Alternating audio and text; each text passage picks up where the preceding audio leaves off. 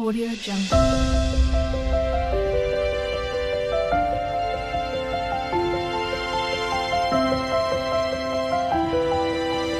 Audio Jungle. మనం మొదటి అధ్యాయాన్ని చదువుదాం. కొలొస్సైలో ఉన్న పరిశుద్ధులకు అంటే ఎవరు? కొలొస్సైలో ఉన్న పరిశుద్ధులు అంటే ఎవరు? క్రైస్తవులు. క్రైస్తవులన్నా ఒకటే.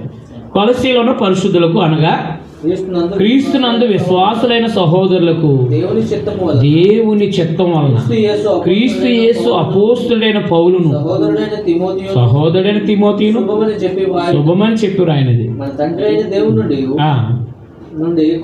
కృపా సమాధానములు కలుగును గాక. చూడండి, కొలొస్సెలో ఉన్న పరిశుద్ధులకి క్రీస్తు యేసునందు విశ్వాసులైన సహోదరులకి దేవుని చిత్తమాల క్రీస్తు యేసు అపోస్తులైన పౌలను సహోదరుడైన తిమోతిని శుభమని చెప్పు రాయనిది మా తండ్రి అయిన దేవుని కృపా సమాధానం మీకు కలుగును గాక. పౌలు గారు జైల్లో నుంచి రాస్తున్నాడు. ఆయన ఈ పత్రిక కూడా ఎక్కడి నుంచి రాస్తున్నాడు? ఆయన జైలు నుంచి రాస్తున్నాడు. నిన్న చూసాం మనం ఆ విషయాలు, 4 అధ్యాయాలు చూసాం. జైలు నుంచి రాస్తున్నాడు, రోమా జైలు నుంచి రాస్తున్నాడు. ఆయన ఎపిసి పత్రిక, ఫిలిప్పీ పత్రిక, కొలస్సీ పత్రిక, ఫిలోమోను పత్రిక, ఈ 4 పత్రికలు కూడా రోమా జైలు నుంచి అనగా అపోస్తలుల కార్యం 28వ అధ్యాయము 30-31 వచనాలు అక్కడి నుంచి రాస్తున్నాడు అనమాట. ఆయన రాస్తూ ఇక్కడ ఈ కొలస్సీ స్థానిక సంఘానికి కూడా లెటర్ రాస్తున్నాడు. కాబట్టి మన తండ్రి అయిన దేవుని నుండి కృపా సమాధానం మీకు కలుగును గాక. సంఘములో దేవుని కృపా సమాధానాలు మనకి ఎప్పుడూ ఉండాలి. ఆయన కృపా సమాధానం లేకపోతే మనం చాలా ఇబ్బందులు పడతామండి. చూడండి, పరలోకమందు మీ కొరకు ఉంచబడిన నిరీక్షణ బట్టి క్రైస్తవులకు ఏమి ఉంచబడిందంటే నిరీక్షణ పరలోకమందు మీ కొరకు ఉంచబడిన నిరీక్షణ బట్టి క్రీస్తు యేసునందు మీకు కలిగి ఉన్న విశ్వాసాన్ని గూర్చి పరిశుద్ధ అందరి మీద మీకున్న ప్రేమను గూర్చి మేము విని ఎల్లప్పుడూ మీ నిమిత్తే ప్రార్థన చేయొచ్చు. మన ప్రభువైన యేసుక్రీస్తు యొక్క తండ్రి అయిన దేవుని కృతజ్ఞతలు చెల్లిస్తున్నాం అనమాట. ఎపిసి స్థానిక సంఘం లాగా అదైన కొలొస్సీలో ఉన్న క్రీస్తు సంఘం కూడా సహోదరులను ప్రేమిస్తుంది, దేవుని యందు విశ్వాసం కలిగి ఉంది. అదైనా క్రైస్తవులకి ఏముండాలన్నమాట? దేవుని యందు విశ్వాసం ఉండాలి, సహోదరులకి పట్ల ప్రేమ ఉండాలండి. ప్రేమ లేనివాడు నావాడు కాదన్నాడు అనా. కాబట్టి క్రైస్తవులకి ఏముండాలా? ప్రేమ ఉండాలండి. ప్రేమ లేనివాడు వ్యర్థుడు. ప్రేమ లేనివాడు ఎవరు? వ్యర్థుడండి. ఏదో ఊరికనే వందాలు ఇలా చేతులు జాడించుకోవడం కాదు, చేతులు జాడించడం కాదండి. క్రైస్తవులైనటువంటి వాళ్ళు సహోదరులు ప్రేమించాలి. సంఘంలో బేదలైనటువంటి వారిని, దరిద్రుల్ని కనికరిస్తూ ఉండాలి. అదాయన ఆపదను గుర్తించి సహాయం చేస్తూ ఉండాలి. ఏదేమైనా దేవుడు మనం ప్రేమించలాగిన మన సహోదరులు మనం ప్రేమించబద్ధులమై ఉన్నాము అంతే. కొలొస్సీలో ఉన్న స్థానిక సంఘం కూడా సహోదరులు ప్రేమిస్తుంది, దేవుని యందు విశ్వాసం కలిగి ఉంది. అందును బట్టి ఎల్లప్పుడూ దేవుని కృతజ్ఞత చెల్లిస్తున్నాడు అంటండి. అంటే ఆయన పనిచేసిన అన్నిటిలో సంఘాలకి ఆయన వారు చేస్తున్న మంచి పనులను బట్టి దేవునికి కృతజ్ఞత చెల్లిస్తున్నాడు అనమాట. అంటే అన్ని స్థానిక సంఘాల కోసం ఆయన ప్రార్థన చేస్తున్నాడు. ఏది పౌలు గారు పనిచేస్తున్న ప్రాంతాలన్నిటి కోసం కూడా ఏం చేస్తున్నాడు? ప్రార్థన చేస్తాడు. భక్తిపరుడు ఎప్పుడు కూడా అందరి కోసం ప్రార్థన చేస్తాడు. మేము చూడండి, నా ప్రార్థనలో ఈ ప్రాంతాన్ని జ్ఞాపకం చేసుకోకపోతే నా ప్రార్థన లేనట్టే. అంటే నా కుటుంబ ప్రార్థనలు కానీ వ్యక్తిగత ప్రార్థనలు కానీ, నాయన ఏజెన్సీ ప్రార్థనలు, పాడేరులో సోదరు కుటుంబాన్ని, ఇక్కడ జరుగుతున్న పనిని, మా ఏరియాలో సంఘం ద్వారా జరుగుతున్న సోమవారం మంగళవారం తరగతుల్ని, అలాగే ఆ చుట్టుపక్కల ప్రాంతాల్లో గోపాలపురం, మల్కీపురం ఏరియాలో, ఆ చుట్టుపక్కల మా ఏరియాలో, ఆ చుట్టుపక్కల భీమవరం దగ్గర, ఆ చుట్టుపక్కల ప్రాంతాల్లో జరిగే బైబిల్ క్లాసులు అన్నింటినీ జ్ఞాపకం చేసుకున్న ప్రార్థన. అంటే నిజానికి ఇవన్నీ ఎలా వచ్చినాయంటే మనం ఇలా భక్తి పరులను బట్టి నేర్చుకున్నాయి అన్నమాట. అంటే మన పౌలు గారు ఎక్కడైతే పనిచేసారో వాళ్ళందరి కోసం కృతజ్ఞత చెల్లిస్తున్నారు దేవునికి చేసే మంచి పనులను బట్టి. అదే భక్తి పరుడు ఎప్పుడు కూడా ప్రార్థన చేసుకుంటాడు, మర్చిపోకండి. ప్రార్థన చేసుకున్నప్పుడు ఏ ప్రాంతాల్లో పనిచేస్తున్నాడో ఆ ప్రాంతాలన్నిటి కోసం కూడా ప్రార్థన చేస్తాడు. అది వాళ్ళు జ్ఞాపకం చేసుకోకుండా ఉండలేను నేను. ఖచ్చితంగా ప్రార్థనే అందరి కోసం. అలాగే పౌలు గారు స్థానిక సంఘం కొరకు ప్రార్థన చేస్తూ కృతజ్ఞతలు చెల్లిస్తున్నాడు అంటండి. 5వ వచనం, మీ యొద్దకు వచ్చిన సువార్త సత్యమును కూర్చున్న బోధ వలన ఆ నిరీక్షణ గురించి మీరు ఇంతకుముందు విన్నారు. అదే పరలోకానికి వెళ్ళటం అనే నిరీక్షణ ఉంది చూసారా మనకి. ఆ నిరీక్షణ ఆల్రెడీ వారు విన్నారంటండి, ఇంతకుముందు విన్నారు నిరీక్షణ గురించి. ఈ సువార్త అనగా సిలువను కూర్చున్న వార్త సర్వలోకంలో ఫలిస్తూ, అంటే ఆనాడు వేగవంతంగా వెళ్తుంది అనమాట. సర్వలోకంలో ఫలిస్తూ వ్యాపిస్తున్నట్టుగా మీరు దేవుని కృపను గూర్చి విని సత్యము గ్రహించినట్టు నుండి మీలో సహితం ఫలిస్తూ వ్యాపించుచున్నది. అంటే సువార్తకు ఉన్న శక్తి అదైందండి. ఆ సువార్త యొక్క శక్తిని బట్టి ప్రపంచానికి సువార్త ఆనాడే వెళ్తుందన్నమాట. కాబట్టి సువార్త ఫలిస్తుంది, వ్యాపిస్తుంది. మీరు దేవుని కృపను గురించి సత్యంగా గ్రహించిన నాటి నుండి మీలో సహితం ఫలిస్తూ వ్యాపిస్తుంది. అంటే సువార్త అనే సత్యము కొలసీలున్న ప్రాంతంలో, కొలసీ ప్రాంతంలో కూడా ఫలించింది అనమాట. ఫలించింది కాబట్టి సంఘం ఏర్పడింది. ఏమంటే ఫలించింది కాబట్టి ఏమి ఏర్పడింది? సంఘం ఏర్పడింది. అది మీలో సహితం ఫలిస్తూ వ్యాపిస్తుంది అన్నాడు. అయితే ఆ సువార్త ఎవరి ద్వారా అయినారో తెలుసా మీరు? 7వ వచనం. ఆ సువార్త ఎవరి ద్వారా అయినారో తెలుసా? ఎపఫ్రా అనే మా ప్రియుడైన తోడి దాసుని వల్ల మీరు సంగతులు నేర్చుకున్నారు. సువార్త మీరు ఎవరి ద్వారా అయినారో తెలుసా? ఎపఫ్రా అనే సువార్తికుడి ద్వారా విన్నారు. అతడు మా విషయంలో నమ్మకమైన క్రీస్తు పరిచారకుడు. అతడు ఆత్మీయందాలు మీ ప్రేమను మాకు తెలిపినవాడు. అర్థమైందా? అంటే కొలసీలో ఉన్న సహోదరుల యొక్క ప్రేమ ఎంత ప్రేమ కలిగిన వాళ్ళు జైలు హౌస్ అరెస్ట్లో ఉన్న పౌలు గారికి తీసుకెళ్ళి చెప్పాడంటాడు.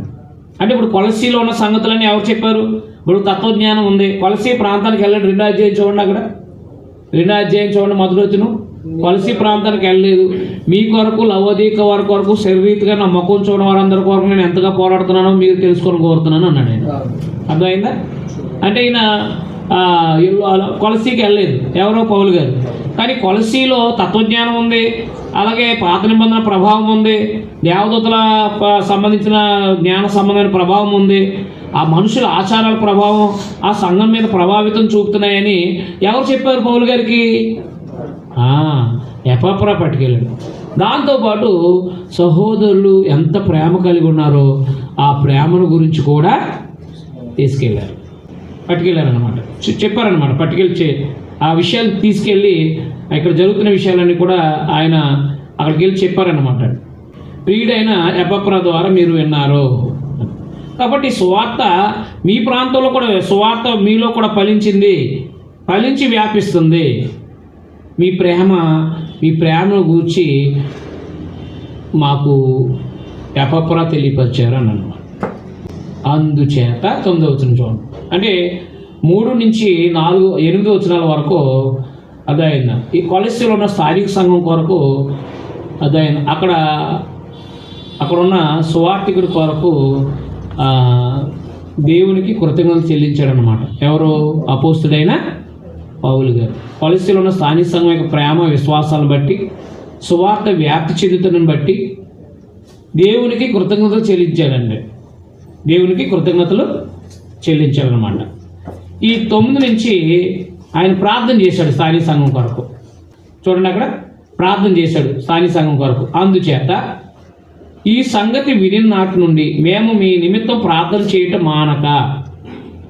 అందుచేత ఈ సంగతి విన్నాటి నుండి మేము మీ నిమిత్తం ప్రార్థన చేయట మానక మీరు సంపూర్ణ జ్ఞానమును ఆత్మ సంబంధమైన వివేకం గలవారును ఆయన చిత్తమును పూర్ణంగా గ్రహించు వారినే ప్రతి సత్కారంలో సఫలమగుచు దేవుని విషయమైన జ్ఞానమును అభివృద్ధి పొందుచు అన్ని విషయాల్లో ప్రభువును సంతోషపెట్టినట్లు ఆయనకు తగినట్టుగా నడుచుకోవాలని ఆనందంతో కూడిన పూర్ణమైన ఓర్పును దీర్ఘశాంతాన్ని కనపరచినట్లు ఆయన మహిమాశక్తిని బట్టి సంపూర్ణ బలముతో బలపరచబడాలని తేజోవాసులైన పరిశుద్ధుల స్వాస్థ్యంలో పాలువారమవుటకు మనల్ని పాత్రగా చేసిన తండ్రికి మీరు కృతజ్ఞతాస్తుతులు చెల్లించవాలని దేవుణ్ణి బతిమాలుచున్నాము.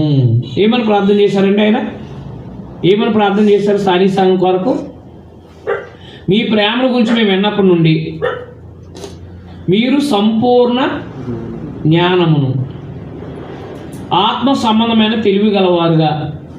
చూడండి, అక్కడ సంపూర్ణ జ్ఞానం. అది క్రైస్తవుడికి ఏముండాలి? సంపూర్ణంగా ఉండాలి జ్ఞానం. సంపూర్ణమైన జ్ఞానము, ఆత్మ సంబంధమైన తెలివి గలవారుగా, ఆయన చిత్తాన్ని పూర్ణంగా దేవుని చిత్తాన్ని పూర్ణంగా గ్రహించేవారుగా ఉండాలని, ప్రతి మంచి పనుల్లో సఫలం అవ్వాలని, దేవుని విషయమై జ్ఞానమందు అభివృద్ధి పొందాలని, అన్ని విషయాల్లో ప్రభువును సంతోషపెట్టేటట్టుగా నడవాలని, ఆనందంతో కూడిన పూర్ణమైన ఓర్పును దీర్ఘశాంతాన్ని కనపరచాలని, ఆయన యొక్క మహిమా శక్తిని బట్టి బలపరచబడాలని, ఆయన యొక్క మహిమా శక్తిని బట్టి సంపూర్ణ బలంతో బలపరచబడాలని మీరు ఎప్పుడు దేవుని కృతజ్ఞత చెల్లించాలి. తేజోవాసులు అంటే పరలోక సంబంధమైన క్రైస్తవులు అనే వాళ్ళు తేజోవాసులు అన్నాడు అనమాట. కాబట్టి ఆ స్వాస్థ్యంలో పాలువారు మటు మన పాత్రలుగా చేసిన తండ్రికి మీరు కృతజ్ఞత చెల్లించాలని దేవుని బతిమాలుకున్నాను. మీరు ఈ ఆత్మ సంబంధంగా వృద్ధి చెందాలని ప్రార్థన చేశాడనమాట. ఆత్మ సంబంధమైన వృద్ధి అంటే ఏంటి?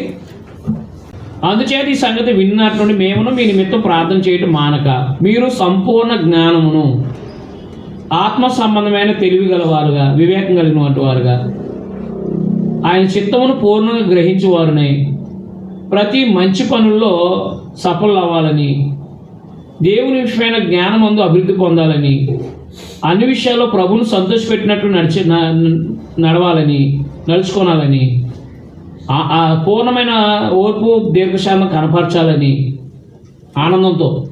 ఆనందంతో కూడిన పూర్ణమైన ఓర్పు దీర్ఘశాంతాన్ని కనపరచాలని, ఆయన మహిమా శక్తిని బట్టి సంపూర్ణ బలముతో బలపరచబడాలని ప్రార్థన చేశాడండి. ఆయన రాసుకున్నారా? పాయింట్ల కింద విడివిడిగా రాసుకున్నారా?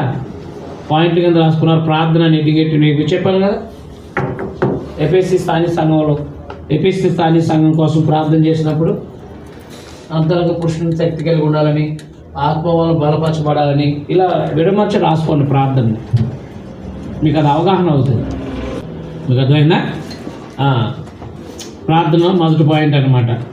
సంపూర్ణ జ్ఞానము, ఆత్మ సంబంధమైన తెలివి గలవారుగా, ఆయన చిత్తాన్ని పూర్ణంగా గ్రహించేవారుగా, ప్రతి సత్కార్యంలో సఫలం అవ్వాలని, దేవుని విషయం జ్ఞానమందు అభివృద్ధి పొందాలని, అన్ని విషయాల్లో ప్రభువును సంతోషపెట్టుగా నడుచుకోనాలని, ఆనందంతో కూడిన పూర్ణమైన ఓర్పును దీర్ఘశాంతం కనపరచాలని, ఆయన మహిమ శక్తిని బట్టి సంపూర్ణ బలముతో బలపరచబడాలని ప్రార్థన చేశారు. క్రైస్తవులు అర్థమైందా? ఆత్మ సంబంధంగా బలపరచబడాలి. జ్ఞానం ఎక్కువ నేర్చుకోవాలండి. దేవుని జ్ఞానం ఎక్కువ నేర్చుకోవాలి. అదివరం ఒక గంట ప్రసంగం చేసికే వారానికి ఏం సరిపోద్దండి? ఆ రోజు బలంగా ఉంటాం, అంతేనా? మరి ప్రతిరోజు మనం దేవుని వాక్యం నేర్చుకోవాలా వద్దా? నేర్చుకుంటే బలపడతాం. అక్కడ మాట చూడండి, ఆనందంతో కూడిన పూర్ణమైన ఓర్పు దీర్ఘశాంతం కనపరచాలంట. మనము ఓర్చుకోవటము దీర్ఘశాంతం కనపరచడం కూడా ఏముండాలంటే అందులో ఆనందం ఉండాలి. ఆనందంగా ఓర్చుకోవాలంటండి. ఏది? ప్రభునందు వచ్చే బాధలు సమస్యల్ని ఎలా ఓర్చుకోవాలంట? ఆనందం. చూడు, ప్రభు శిష్యులను కొట్టారు కదా 4వ అధ్యాయంలో అపొస్తలుల కార్యంలో. అప్పుడు వాళ్ళు ఏం చేశారు? ఆనందంతో. కొట్టినందుకు విచారంతో ముఖం వికారం చేసుకుని వెళ్ళలేదు. ఆయన నామను ఆ అవమాన పొందుడు పాత్రలు నేర్చినందున సంతోషంతో వాళ్ళు వెళ్ళారు అనమాట. అంటే మన ప్రభునందు ఆ ఆనందంతో మనం పని చేయాలన్నమాట. మూలుకోకూడదు, అంటే మనము మూలకూడదు, సనకూడదు. మూలకటం అంటే ఏంటి? సనకూడదు అనమాట. అది తర్వాత 13వ వచనం చూడండి. ఆయన మనల్ని అంధకార సంబంధమైన అధికారం నుండి విడుదల చేసి, ఎవరు? యేసుక్రీస్తు వారు. దేవుడు యేసుక్రీస్తు వారి ద్వారా దేవుడు మనల్ని అంధకార సంబంధమైన అధికారం నుండి విడుదల చేశాడు. అంధకార సంబంధమైన అధికారం మీకు అర్థమైందా? అంధకార సంబంధమైన అధికారం. అంధకార సంబంధమైన అధికారం అంటే ఇది నిజానికి అపవాది సంబంధమైంది అని అనుకోండి. ఇంకా ఈ లోక సంబంధమైన అపవాది యొక్క అధికారం నుంచి మనల్ని విడుదల చేశాడనమాట. అంధకార సంబంధమైన అధికారం నుండి విడుదల చేసి తాను ప్రేమించిన తన కుమారుని యొక్క రాజ్య నివాసులుగా చేశాడనమాట. చీకటి అధికారం నుండి విడిపించేది తన కుమారుడు యొక్క రాజ్యంలోకి తీసుకెళ్ళాడు మనల్ని. బాప్తిసం పొందిన అందరూ ఎక్కడున్నారు?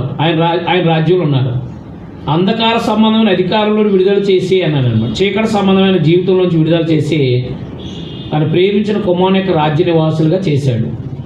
దేవుడు ఏం చేశాడు? యేసుక్రీస్తు మన గత పాపం నుంచి విడుదల చేసి, లేదా అపవాది యొక్క అధికారం నుంచి విడుదల చేసి యేసుక్రీస్తు వారి యొక్క రాజ్య నివాసిగా చేశాడనమాట. తన ప్రియ కుమారుని యొక్క రాజ్యవాసిగా చేశాడనమాట. ఆ కుమారుని యందు మనకు విమోచన, పాప క్షమాపణ కలుగుతుంది. ఎవరి ద్వారా పాపక్షమాపణ?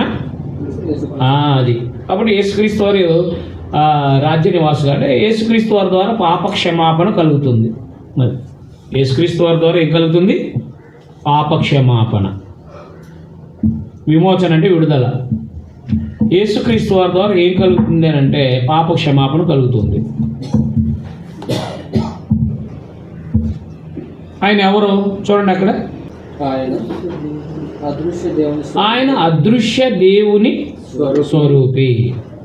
అదైతే దేవుడు అదృశ్యుడు, దేవుడు కంటికి కనబడినవాడు. జాగ్రత్త పెట్టుకోండి, దేవుడు ఎవరో కంటికి కనబడినవాడు. కాబట్టి ఆయన అదృశ్య దేవుని స్వరూపి అయి సర్వసృష్టిలో మొదటివాడు అనమాట. ప్రోటోటోకోస్ అంటే ప్రథముడు అని అర్థం. అర్థమైందా? దీన్ని అపార్థం చేసుకున్నారు కొంతమంది. ఆది సంభూతుడు అంటే ఆదిలో పుట్టినవాడని తర్జుమా చేశారన్నమాట. సంభవం అంటే పుట్టినవాడని నిజానికి. కానీ మనకి ఇక్కడ మీకు మన తిమోతి పత్రిక చెప్పేటప్పుడు తర్జుమా లోపాలు చెప్పాను నేను. తిమోతి పత్రిక చెప్పినప్పుడు ఇంచుమించు ఒక 5-6 తర్జుమా లోపాలు మీకు చూపించాను. ఆ తర్జుమా మిస్టేక్స్ అనమాట, లోపాలు అవి చూపించాను మీకు. గ్రీక్ వస్తే కనుక ఇది అర్థమవుతుంది. ప్రోటోటాకోస్ అంటే ప్రథముడు అని అర్థం అనమాట. సర్వ సృష్టికి ప్రథముడు అనమాట. యేసుప్రభువు ఎవరు? పాపాల నుంచి విమోచన కలిగించేవాడు, మొదటి పాయింట్. రెండోది అదృశ్య దేవుని స్వరూపి అంటే కనిపించిన దేవుని స్వరూపం అనమాట. దేవుడు ప్రేమ కలిగిన వాడా? యేసుప్రభువు వారు కూడా ప్రేమ కలిగిన వారే. దేవుడు దయగలిగిన వాడు, యేసుప్రభువు వారు కూడా దయగలిగిన వాడు. అదైనా దేవుడు ఆత్మస్వరూప, ప్రభు కూడా ఆత్మస్వరూపి, కానీ దేహంలో ఉన్నారు. ఆయన అదృశ్య దేవుని స్వరూపి, సర్వ సృష్టికి ప్రథముడు అనమాట. సర్వ సృష్టికి ఏమై ఉన్నాడు ఆయన? ప్రథముడు.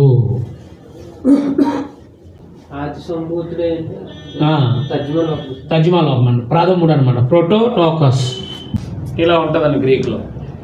ప్రోటోటోకస్ ప్రథముడు అని రాసుకోవాలన్నమాట. ప్రోటో ఇంగ్లీష్లో ఫస్ట్ బాట్ అన్నాడు, అది తప్పు అనమాట. వాళ్ళు కూడా తప్పు తర్జుమా చేసుకున్నారు. ప్రోటో అంటే మొదట.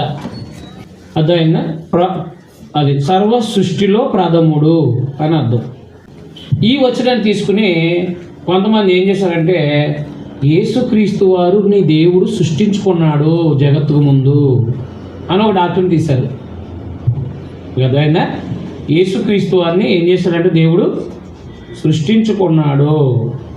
అర్థమైందా? కాబట్టి యేసుక్రీస్తు వారు దేవుడు యేసుక్రీస్తు వారిని మొదటి కుమారుడిగా సృష్టించుకున్నాడు అని చెప్పేసి చాలామంది చెప్పారన్నమాట. అది అబద్ధము. సర్వ సృష్టికి సంభూతుడు ప్రథముడు అని రాయాలి. తర్జుమా మిస్టేక్ అనమాట. అది మీరు అక్కడ రాసుకోండి, తర్జుమా మిస్టేక్ అని. ఏ పండితుడిని అడిగినా చెప్తాడు. నూతన సృష్టిలో మొదటి ప్రథముడైనా ఇబ్బంది లేదు, చాలా కూడా చెప్పొచ్చు. కానీ ప్రస్తుతం ఇక్కడ ప్రథముడు అంతే, సర్వ సృష్టికి ప్రథముడు అనమాట. ఇక్కడ అర్థం సర్వ సృష్టికి ప్రథముడు. మీరు అన్న మాట అక్కడ రైటు. ఎక్కడ ప్రకటన గ్రంథం ఉంది చూసారా? దేవుని సృష్టికి ఆది అయిన వాడు. ఏది ప్రకటన గ్రంథం చూడండి, 3వ అధ్యాయము 14వ వచనం. లవోదీకలో ఉన్న సంఘపు దూతకు ఇలా రాయము, ఆమేన్ అనేవాడు నమ్మకమైన సత్యసాక్షి, దేవుని సృష్టికి ఆది అయిన వాడు చెప్పు సంగతులు ఏమనగా. దేవుని సృష్టికి ఆది అయిన వాడు, దేవుని సృష్టికి ఆది అయిన వాడు అంటే దేవుని సృష్టికి ప్రథముడు అనమాట.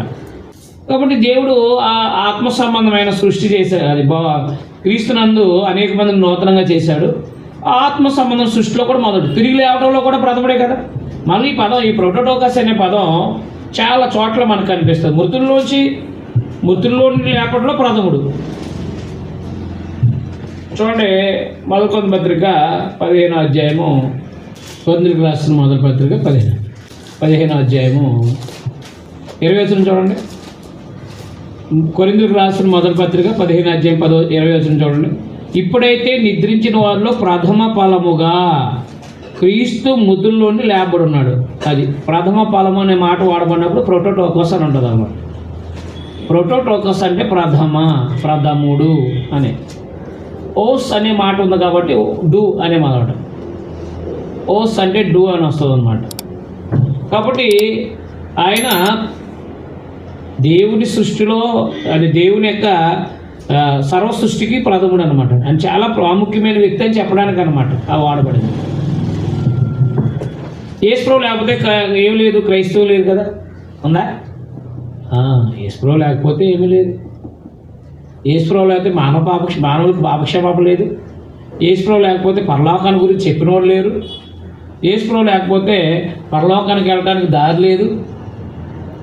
అదైనా యేసుప్రభు లేకపోతే అదైనా దేవుని సంకల్పమే లేదు. యేసుప్రభు లేకపోతే దేవుని సంకల్పం ఉందా? కాబట్టి ఆయన ప్రథముడు అనమాట, దేవుని సృష్టికి ప్రథముడు అనమాట అండి ఆయన.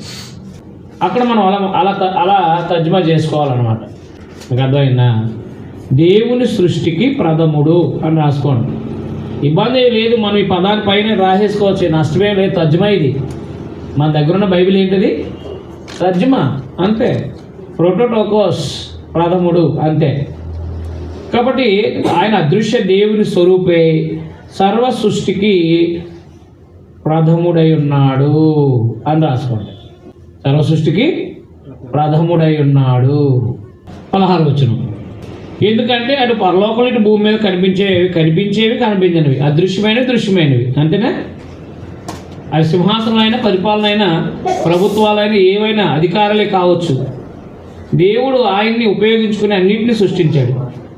దేవుడు అన్నింటినీ ఆయన ద్వారా సృష్టించాడు, ఆయన కోసం సృష్టించాడు. అది తర్జుమా చూడండి అక్కడ. ఆయన ద్వారా, ఆయన బట్టి సృష్టించుకుని, ఆయన అన్నిటికంటే ముందుకున్నవాడు, ఆయనే సమస్తానికి ఆధారభూతుడు.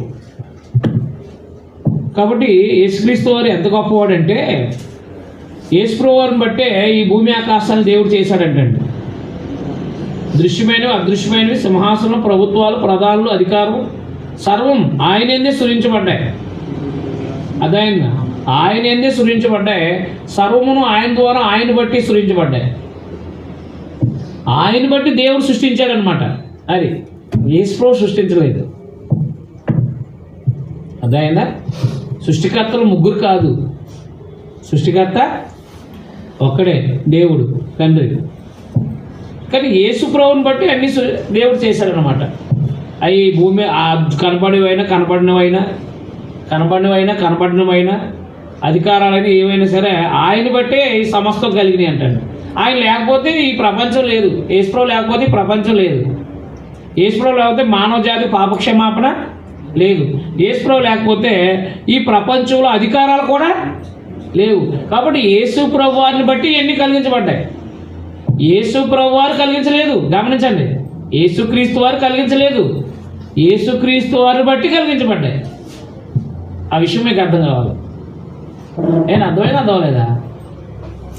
యేసుప్రభు వారు కలిగించలేదు అదృశ్యమైన దృశ్యమైనవి ఇవన్నీ. యేసుప్రభు వారిని బట్టి, ఆయన్ని బట్టి, ఆయన ద్వారా సృజించబడ్డాయి అంతే. అంతేగాని ఉన్నారు అంతే. ఆయన పాత్ర లేదు. ఆయన పాత్ర శిలువ మరణమే అంతే. ఆయన పాత్ర శిలువ మరణం. ఎందుకంటే అంధకారంలోని వెలుగు ప్రకాశించిన కాకని పలికిన దేవుడు, వెలుగు కలుగుని కాకని పలికింది ఎవరండి? దేవుడు. ఒక మనిషి నుండి ప్రతి మనుషులను జాతి మనుషులను సృష్టించింది ఎవరండి? భూమి ఆకాశాలను సృష్టించింది ఎవరండి? దేవుడు, తండ్రి. మీకు అర్థమలేదా? అది ఎవరిని బట్టి కలిగినాయి ఇవన్నీ కూడా? ఎవరిని బట్టి కలిగించాడు దేవుడు? యేసుప్రభు వారిని బట్టి కలిగించాడు. కాబట్టి అక్కడ ఆయన ద్వారా, ఆయన బట్టి సృజించబడ్డాయి. ఆయన సృజించడం లేదు. కలిగి ఉన్నది ఏది ఆయన లేకుండా కలగలేదు. యోహాను సువార్తలో కలిగి ఉన్నది ఏది ఆయన లేకుండా కలగలేదు. ఆయన లేకుండా కలదు, ఆయన బట్టి కలిగినాయి. అది కలిగించింది దేవుడు. కలిగించింది ఎవరు? దేవుడు. సృష్టికర్త ఎవరు? సృష్టికర్త ఎవరు? తండ్రి అంతే. మీరు ఎక్కడైనా చూడండి, సృష్టికర్త దేవుడు అని ఉంటుంది. భూమిని ఆకాశం, అపోస్తుల సువార్త ప్రకటించినప్పుడు భూమిని ఆకాశాలు అందరూ సమస్తం నిర్మించిన దేవుడు అంటారు. మీరు జీవగల దేవుని వైపు తిరగాలని, భూమి ఆకాశాలు సృష్టించిన దేవుని వైపు తిరగాలని సువార్త ప్రకటిస్తూ ఉంటారు. కాబట్టి ఈ ఈ ఈ కొలసి పత్రికని మన ప్రభు సంఘంలో వాళ్ళు కొంతమంది అపార్థం చేసుకున్నారు అన్నమాట, గ్రహించలేకపోయారు. అది మనం చాలా జాగ్రత్తగా గమనించాలని చెప్తున్నాను అన్నమాట. ఆయన ద్వారా, ఆయన బట్టి సూచించబడ్డాయి. ఆయన అన్నిటికంటే ముందుగా ఉన్నవాడు. అది అదైనా ఆయన అన్నిటికంటే ముందు ఉన్నవాడు. అన్నిటికంటే అంటే సృష్టి కంటే ముందు ఉన్నవాడు అండి. ఆయన అన్నిటికంటే ముందుగా ఉన్నవాడు. అదైనా అదోలేదా? ఆయన అన్నిటికంటే ఎక్కడున్నాడు? ముందుగా ఉన్నవాడు అనమాట. ఆయన అన్నిటికంటే ముందుగా ఉన్నవాడు. ఆయనే సమస్తానికి ఆధారభూతుడు. అది ఆయన లేకపోతే మానవజాతి నిర్మాణం లేదు. ఆయన లేకపోతే మానవజాతి పాప విమోచన లేదు. ఆయన లేకపోతే మానవ జాతి దేవుని దగ్గరికి వెళ్ళడానికి అవకాశమే లేదు. కాబట్టి ఆయనే, చూడండి ఆ మాట, ఆయనే సమస్తమునకు ఆధారభూతుడు. భౌతికమైన సృష్టికి ఆయన ఆధారభూతుడు, ఆత్మ సంబంధమైన సృష్టికి ఆయన ఆధారభూతుడు.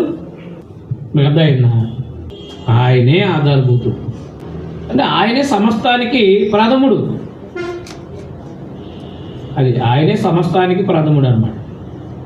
ఈశ్వరుడు ఎంత గొప్పవాడు చూడండి. అర్థమైందా? భూమి ఆకాశాలు కలిగి అంటే ఆయన బట్టే. మానవ జాతి పాపాలు క్షమించబడ్డాయంటే ఆయన బట్టే. మానవ జాతి దేవుని దగ్గరికి వెళ్ళడానికి అవకాశం ఏర్పడిందంటే ఆయన బట్టే. కాబట్టి సమస్తానికి ఆయన ఆధారభూతుడు. సమస్తాన్ని సృష్టించిన సృష్టికర్త అన్నాడు ఇక్కడ. అన్నాడా? సృష్టికర్త అన్నాడా? అనలేదు. చూడండి ప్రకటన గ్రంథం 5వ అధ్యాయము 4వ అధ్యాయం 11వ వచనం. ప్రకటన గ్రంథం 4వ అధ్యాయము 11వ వచనంలో 24 పెద్దలు సింహాసనం నందు ఆసనుడై ఉండు వారిని ఎదుట సాగిలపడి యుగ యుగములు జీవించుచున్న వానికి నమస్కారము చేయుచు, ప్రభువా మా దేవా, నీవు సమస్తమును సృష్టించితివి, నీ చిత్తమును బట్టి అవి ఉండను, దాన్ని బట్టి సృష్టింపబడను కనుక నీవే మహిమ ఘనత ప్రభావములు పొందననుడవని చెప్పుచు తమ కిరీటములను ఆ సింహాసనం ఎదుట వేసింది. అదనమాట. కాబట్టి ప్రభువా మా దేవ, నువ్వు సమస్తమును సృష్టించితివి. అర్థమైందా? తండ్రి అయిన దేవుడు సమస్తాన్ని ఏం చేశాడంట? సృష్టించాడనమాట. మనకేం నేర్పారంటే, తండ్రి ఆలోచిస్తే యేసులో సృష్టి చేస్తే పరిశుద్ధాత్ముడు కొలతలు వేసాడని చెప్పేసి మనం నేర్పారు. అది కరెక్ట్ కాదు. అది మీకు చెప్తున్నాను. నా గ్రీకు తెలుసుకున్న తర్వాత అది కరెక్ట్ కాదని నాకు అర్థమైంది అనమాట. దేవుని ఆత్మని అన్ని చోట్ల దేవుని ఆత్మ కాదు, దేవుడు కాదు, పరిశుద్ధాత్ముడు కాదు, దేవుడు.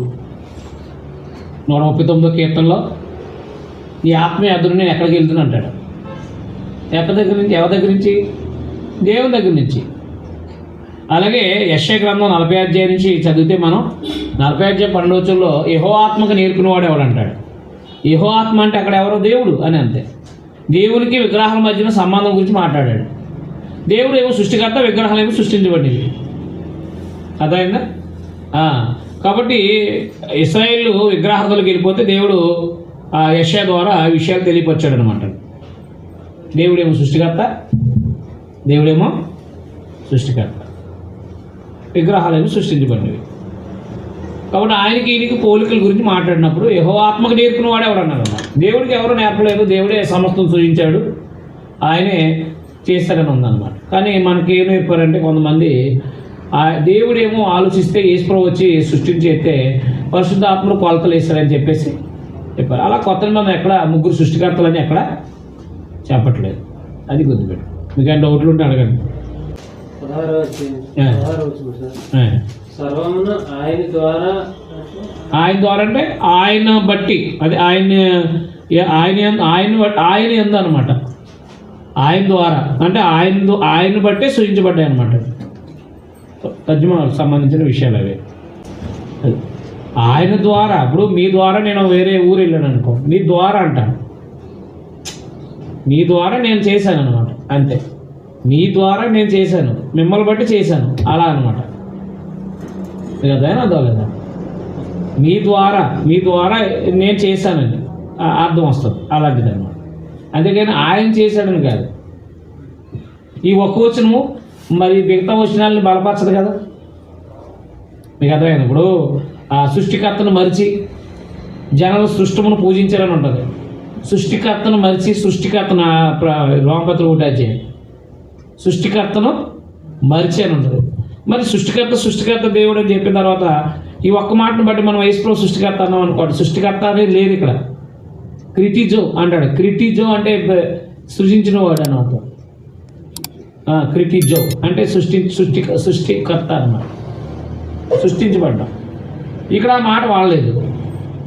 ద్వారా అనే పదం అనేక వాటికి వాడతాం కదా. ద్వారా అనే పదం అనేక వాటికి వాడతాం. నీ ద్వారా అక్కడికి వెళ్ళాం, లేదా నీ ద్వారా చేసావు ఇది చేసావు అని చెప్పచ్చు. చేసిన దేవుడే, ఆయన ద్వారా ఆయన బట్టి సృజించబడ్డాయి తప్ప ఆయన సృజించలేదు. మీకు ఒక వచనం డైరెక్ట్గా చూపించండి యేసుప్రభు సృష్టిని చేశాడని. ఒక వచనము యేసుక్రీస్తు వారు సృష్టిని చేశాడని చూపించండి. కాబట్టి అంధకారంలో నుంచి వెలుగు ప్రకాశించిన కాకని పలికిన దేవుడే. ఏది 2 కొరింథీయులు 4 చెప్పాడు కదా, ఈ యుగ సంబంధమైన మనోనేత్రాలకు గుడ్డితనం కలగజేసింది. కానీ అంధకారంలోంచి వెలుగు ప్రకాశించిన కాకని పలికిన దేవుడే తన మహిమను గూర్చి వెల్లడి చేయటం కొరకు మమ్మల్ని ఎన్నుకున్నాడని అంటాడు ఆయన. కాబట్టి వెలుగు కలుగును కాకని పలికింది ఎవరో? దేవుడు, తండ్రి. మనం గ్రంథాన్ని చాలా జాగ్రత్తగా స్టడీ చేయాలి. అందుకే మూల భాష తెలిస్తే గొడవలు ఉండవండి, డెబిట్లు ఉండవు. మూల భాష తెలిస్తే విషయం తెలిసిపోద్దండి, గొడవలు ఉండవన్నట్టు. మనకి మీకు అర్థమైందా? గొడవలు ఉండవండి. 16 ఆయన అన్నిటికంటే ముందుగా ఉన్నవాడు, ఆయనే సమస్తానికి ప్రథముడు. సంఘము అనే శరీరానికి ఆయనే శిరస్సు. అర్థమైందా? సమస్త సృష్టి ఆయన ద్వారా కలిగింది, ఆయన బట్టి ఆయన ద్వారా కలిగింది. అర్థమైంది? ప్రభుత్వాలైనా ఏమైనా ఆయన ద్వారా ఉన్నాయి, ఆయన బట్టే భూమి మీద కలిగించబడ్డాయి ఉన్నాయి. ఇప్పుడు సంఘానికి శిరస్సు కూడా ఆయనే. సంఘానికి శిరస్సు కూడా ఎవరు? సంఘానికి అధికారం ఎవరు? యేసుప్రభు వారే. ఆయన అన్నిటికంటే ముందుగా ఉన్నవాడు, ఆయన సమస్తానికి ఆధారభూతుడు. సంఘము అనే శరీరానికి శిరస్సు ఆయన. అన్నింటిలో ప్రాముఖ్యం కలిగిన నిమిత్తము ఆయన ఆది అయ్యింది, మృతుల్లో లేచుట్లో ఆది సంభూతుడు. మరి ఇక్కడ ఆది సంభూతులైన ఉంది కదా, ఇక్కడ పైన ఆది సంభూతులు ఉంది కదా. మరి అక్కడేమో సృష్టించబడినోడును, ఇక్కడేమో ఆది సంభూతుడు తిరిగి మృతుల్లో లేచుట్లో సృష్టించబడినోడా? మీకు అర్థమైనా అర్థం లేదా? ఆ పై పదం కింద పదం అర్థం చేసుకోండి. ఆది సంభూతుడు అనే మాట సృష్టింపబడినోడు కాదు, సర్వసృష్టిలో పుట్టినోడు కాదు. మరి ఇక్కడ మృతుల్లో లేచుట్లో కూడా ఆది సంభూతుడు అన్నాడు.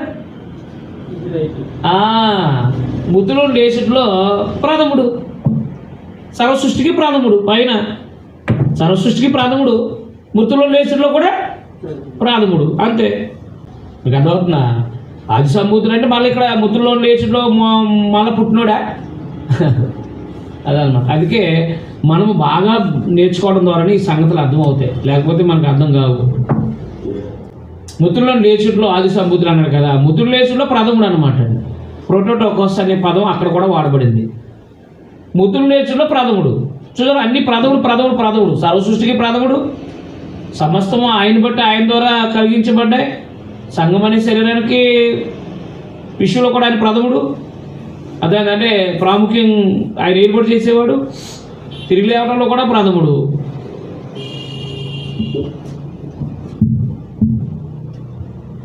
ఆయన యందు సర్వ సంపూర్ణత నివసింపాలని ఆయన శిలువ రక్తం చేత సంధి చేసి ఆయన ద్వారా సమస్తమును, అవి భూలోకమందున్నవైనను పరలోకమందునైనను వాటన్నిటిని ఆయన ద్వారా తనతో సమాధానపరచుకోవాలని తండ్రి అభీష్టమాయను. దేవుడికి అదే యేసుప్రభు వారి ద్వారా సమాధానపరచుకోవాలనుకున్నాడు. యేసుప్రభు ద్వారా దేవుడు ఏమనుకున్నాడు? శిలువ రక్తం చేత సమాధానపరచుకోవాలనుకున్నాడంటే. ఇప్పుడు చూడండి, ఆయన ద్వారా అంటే ఇప్పుడు చెప్పండి, దేవుడు ఆయన ద్వారా సమాధానపరచుకోవడం అంటే ఏంటి? యేసు ప్రభు ద్వారా దేవుడు మానవ జాతిని సమాధానపరచుకుంటున్నాడు. ద్వారా అంటే అది. కాబట్టి దేవుడు ఏం ఆలోచించాడంటే, ఏం అభిష్టమయ్యాడంటే ఆయనకి యేసు ప్రభు ద్వారా భూలోకాన్ని పరలోకాన్ని సమాధానపరచుకోవాలనుకున్నాడు. భూలోకాన్ని పరలోకాన్ని ఏకం చేయాలనుకున్నాడంటే ఆయన. మరి ఇప్పుడు పరలోకం భూలోకం ఏమైంది? ఏకమైంది. ఎలాగా? భూమి మీద సంఘం ఉండడంతో పరలోకం భూలోకం ఏకమైంది. మనం క్రైస్తవులు పరలోక సంబంధులు చెప్పాడు కదా, తేజోవాసులు అని చెప్పాడా? పరలోకానికి భూలోకానికి కనెక్షన్ ఉందా లేదా? ఉంది. మనం ఇక్కడ ఉన్నామంటే ఆయన రాజ్యంలో అక్కడ సంబంధం ఉంది మనకు. తండ్రి అభీష్టమాయను అన్నమాట. ఇక్కడ దాకా మీరు 1 అధ్యాయం 13-14 నుంచి 20 వరకు యేసుక్రీస్తు యొక్క ఔన్నత్యము అని. ఎందుకు చెప్పాల్సి వచ్చింది?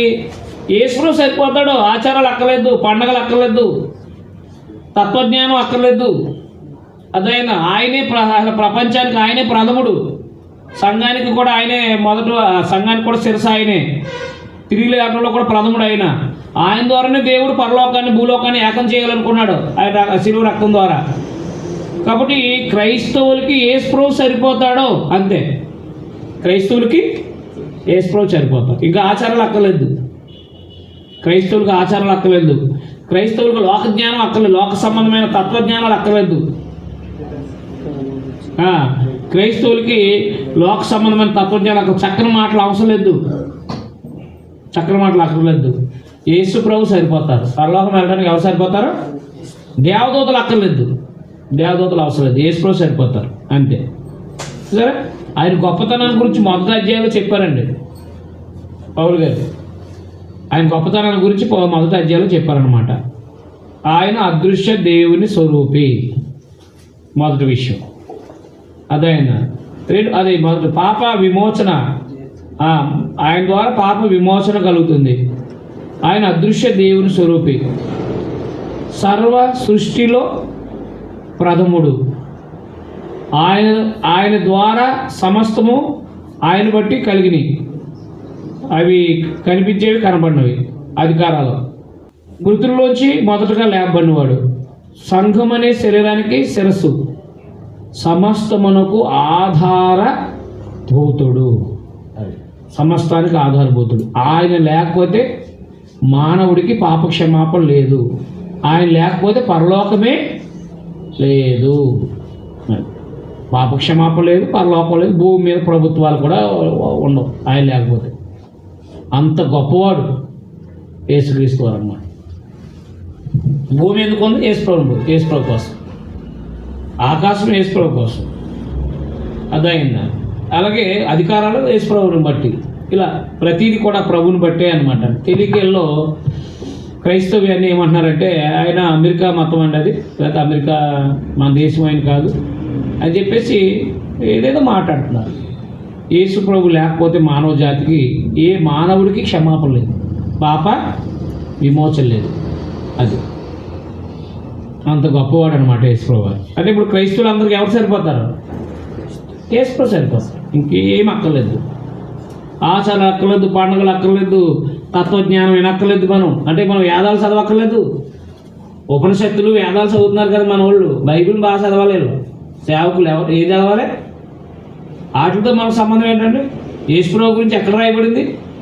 మత్తయి అది లోకాసువార్త 24:44 ధర్మశాస్త్రంలోను, కీర్తన గ్రంథంలోను, ప్రవక్తల గ్రంథాలు నన్ను గూర్చి రాయబడినవి నెరవేరాలని చెప్పాను, ఇప్పుడు నెరవేరినాయి అన్నాడు ఆయన. అదైందా? అదే ఇక్కడ చదువుకోవాలి యేసు ప్రభు గురించి. వేదాల్లో ఉన్నాయి, అదే సద్గత్వం పరమార్థం అంటూ ఉంటారు కదా, ఎక్కడో అన్నాడంటే అది ఎందులో వేదాల్లో యేసు ప్రభు చెప్పాడా? నన్ను గూర్చి భారతదేశంలో వేదాల్లో ఉందని చెప్పాడు ఆయన. మరి వీళ్ళు ఎందుకు వెతుకుతారు? బైబిల్ బాగా చదవట్లేదు కానీ వేరే పుస్తకాలు చదువుతారు. వాళ్ళ తప్పులు మనకి ఎందుకు, వాళ్ళ గొడవ మనకి ఎందుకండి?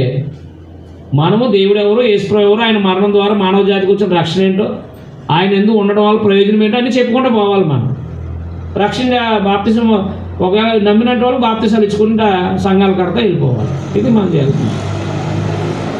వేదాల్లో యేసు ప్రభు ఉన్నాడని బైబిల్ చెప్పిందా?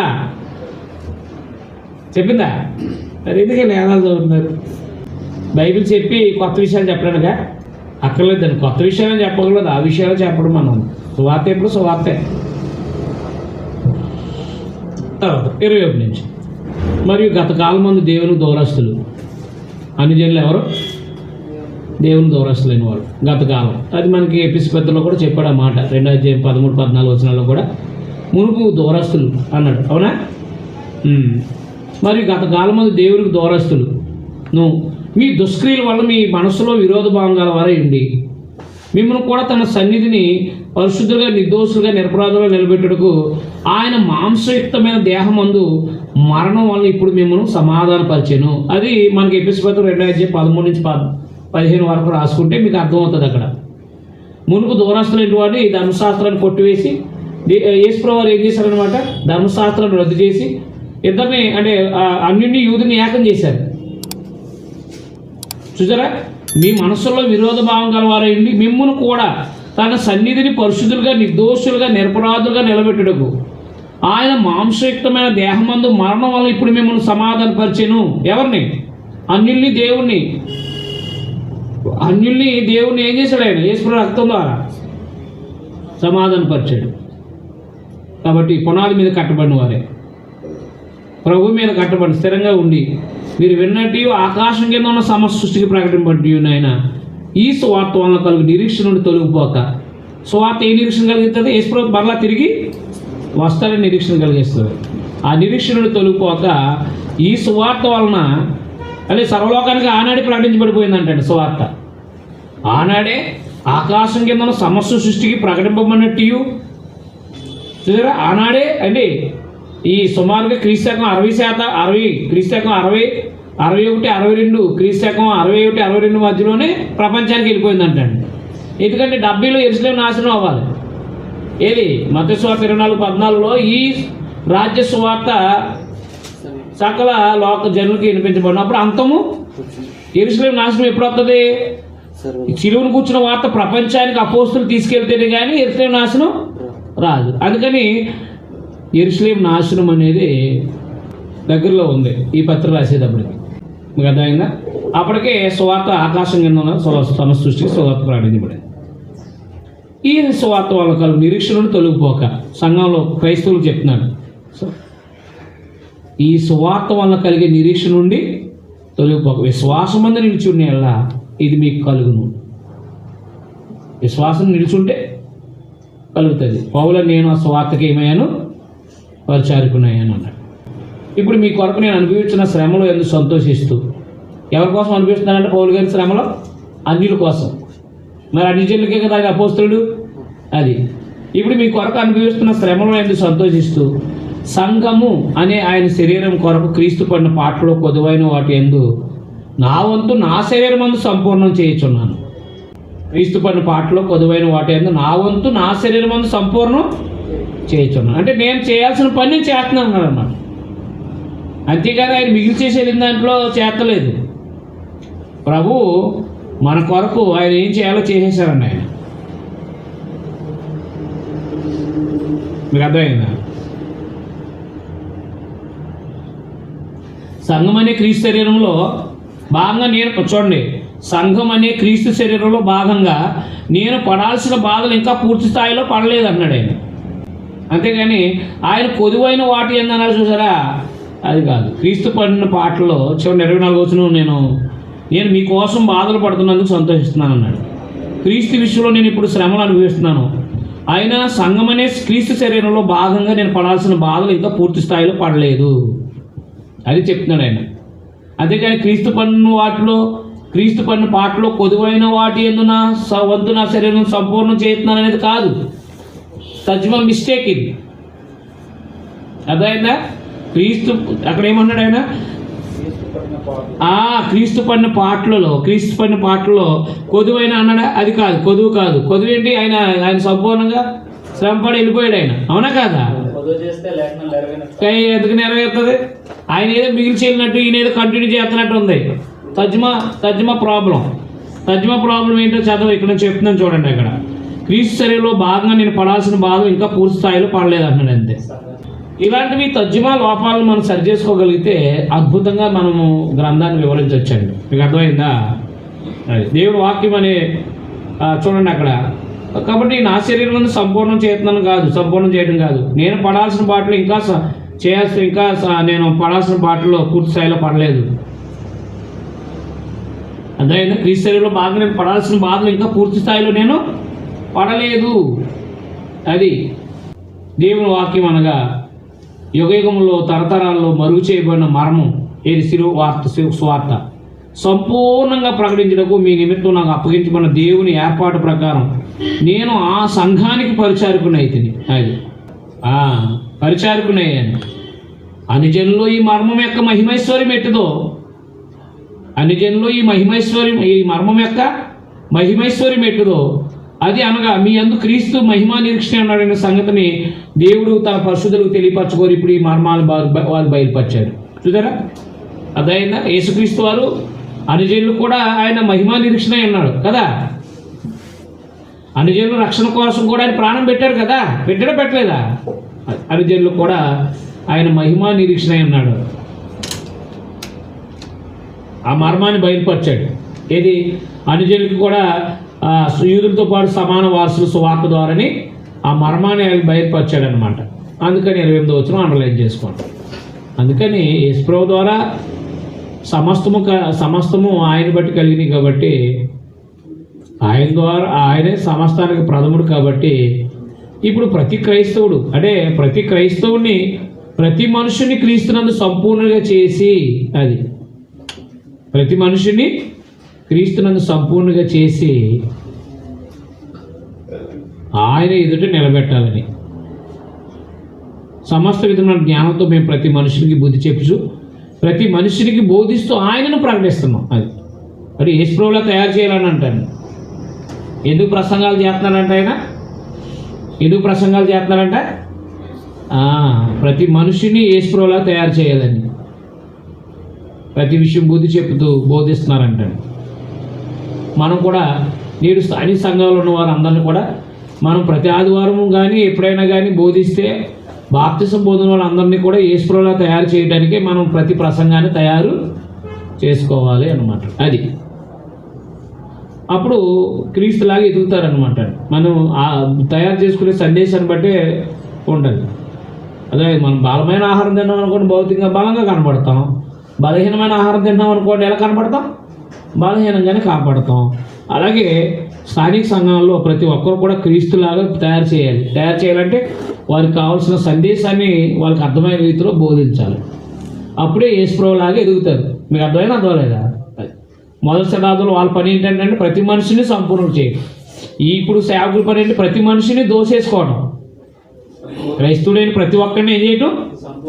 సంపూర్ణంగా దోసేసుకోవడం. వాడు నాశనం అయిపోయేంత వరకు దోసేసుకోవడం. నేనున్నారా లేదా? అలాగా వాళ్ళు పాడైపోయారు అనుకోండి, దేవుడు వాళ్ళు శపించేసాడు, దశభాగాలు ఇవ్వట్లేదని చెప్పేసి వాళ్ళు వదిలేస్తారు. నేను అంతేనా? అది ప్రతి మనిషిని దోసుకోవాలంటున్నారు ఇప్పుడు. ప్రతి మనుషుని క్రీస్తునందు సంపూర్ణంగా చేయాలన్నారు అన్నాడు. మరి ఇప్పుడు మనం ఎలా చెప్పాలి? వాళ్ళలాగా మొదటి శతాబ్దం వాళ్ళు మాదిరి పెట్టుకోవాలన్నమాట. నేను అందుకే మొదటి శతాబ్దం మీరు అపోస్తుల కార్యం ఎప్పుడైనా చదివితే కంప్లీట్గా అపోస్తుల కార్యంలో సంఘం ప్రారంభమైంది. 2వ అధ్యాయం 3000 మంది. వాళ్ళు సంఘంలో ఉన్న వాళ్ళందరూ కూడా ఆయా ప్రాంతాలకు స్వార్థ ప్రకటించారు. బీదల్ని కనికరించారు, బీదలకు సహాయం చేశారు. ఈ 2 విషయాలు ప్రథమంగా కనపడతాయి. మీరు గమనించలేదు? బాగా చదివితే అపోస్తుల కార్యం.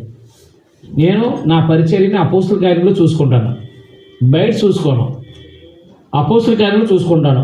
నేను సంఘం ద్వారా పనిచేస్తున్నాను, సంఘం ద్వారా మంచి పనులు చేస్తున్నాను. అపోస్తుల కార్యం చూసుకుంటాను అనమాట. బయట చూసుకోకూడదు. బయట జనాలు పోగొట్టాలంటే అర్థమైందా? నేను ప్రార్థన చేస్తే అద్భుతాలు జరుగుతాయంటే జనాలు వచ్చి కూర్చుంటారు. పెద్ద కష్టమేం కాదు. ఆ రోగం తగ్గిపోయిన ముంచేస్తామంటే జనం సంఘం 100 మంది అయిపోతారు సంవత్సరానికి. అవుతారా? అవరా ఆ కచ్చిపుల దగ్గర వీళ్ళ దగ్గర జనాలు ఎలా ఉంటున్నారు? దేని బట్టి ఉంటున్నారు? రోగాలు బట్టే కదా. అదే అసలు నిజంగా డబ్బులు సంపాదించిన ఈజీ సేవలు కదా. స్వామీజీలా కూర్చుంటే చాలు, వచ్చిన వాళ్ళకల్లా డబ్బులు అడిపోతాయి. ఆ పోస్టులాగా పనిచేయాలంటే మాత్రం మన దగ్గర ఏమి ఉండవు, బాధలు తప్ప ఏముండవు అంతే. కానీ గొప్ప భాగ్యం ఇది. దేవుని పనివాడు అంటే చాలా గొప్పవాడు కదా. అవునా కదా? స్వార్థ ప్రకటించేవాడు పాదములు ఎంతో, మరి అలాంటి బాధ అన్నది. అందువల్ల ధన సంబంధమైన మైండ్ అనేది ఉండదు. అది ఎందుకు ఒక మనిషిని ఆత్మ సంబంధం తయారు చేయడమే ప్రసవేదన కదా. అవునా కదా? అందుకని దేవుని పిల్లలుగా గుర్తుపెట్టుకోండి, ప్రతి మనిషిని క్రీస్తునందు మనం ఏం చేయాలి? సంపూర్ణంగా చేయాలన్నమాట. తర్వాత 2వ అధ్యాయం, మొదటి అధ్యాయము పౌలు స్థానిక సంఘం అంటే పౌలు గారు కొలసి స్థానిక సంఘం విషయమై పౌలు గారు కొలస్సీ స్థానిక సంఘం విషయమై దేవుని కృతజ్ఞతలు చెల్లించుట, ప్రార్థన చేయుట, క్రీస్తు యొక్క గొప్పతనాన్ని గురించి వివరించుట. పౌలు గారు కొలస్సీ స్థానిక సంఘం విషయమై దేవునికి కృతజ్ఞతలు చెల్లించుట, ప్రార్థన చేయుట, వారి కోసం ప్రార్థన చేయుట, మరియు వారికి క్రీస్తు యొక్క ఔన్నత్యాన్ని లేదా క్రీస్తు యొక్క ఆధిక్యతను వివరించుట. క్రీస్తు యొక్క ఆధిక్యతను వివరించుట. క్రీస్తు యొక్క ఆధిక్యతను వివరించుట. ఎందుకంటే వీళ్ళు ఎక్కడికి వెళ్తున్నారో 2వ అధ్యాయంలో చెప్పాడు అనమాట. అందుకోసం పౌలు గారు కొలస్సీ స్థానిక సంఘం విషయమై దేవునికి కృతజ్ఞతలు చెల్లించుట, వాళ్ళ ప్రేమను బట్టి, అదే విశ్వాసాన్ని బట్టి వారి కోసం ప్రార్థన చేయుట, వారికి క్రీస్తు యొక్క ఔన్నత్యాన్ని వివరించుట అన్నమాట. ఇప్పుడు మనకు కూడా అవసరమా కాదా? మనకు అవసరమే. యేసు గొప్పతనం తెలిస్తేనే కదా, ఆయన బట్టే కదా, ఆయన ద్వారానే కదా మనం కూడా సూచించబడ్డాం ఆత్మీయంగా.